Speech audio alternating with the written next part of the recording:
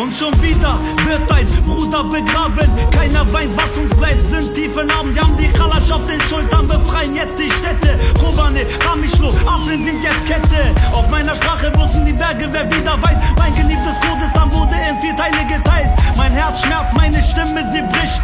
Herbije Kurdistan, du bist unser Augenlicht. Khwazen, Rahim Ebekushel, Bernarden, Jabarinen, Mjekur, Hatta, Kwahaten, Herbije, Jini, Kurtum, Gelin, Jivan. Evdenya, Yachayin, Jemera, Bunye, Ferman. Viel zu viel Blut vergossen, weil wir nicht eins sind. Yeketi, Birati, was anderes macht keinen Sinn.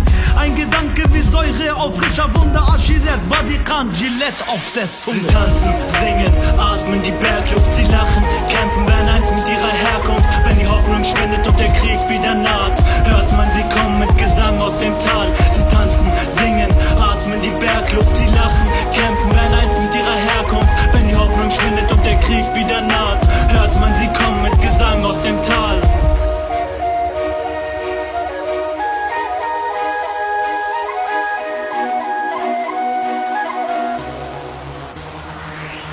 Ich sag Krieg hier, ich sag Krieg da.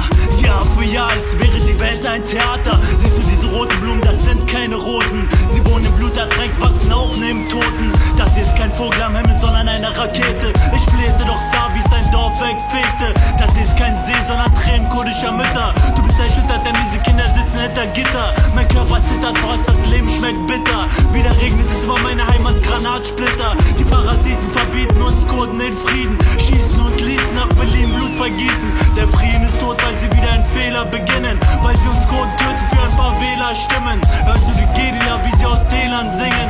Sie haben keine Angst und werden uns die Freiheit näher bringen. Sie tanzen, singen,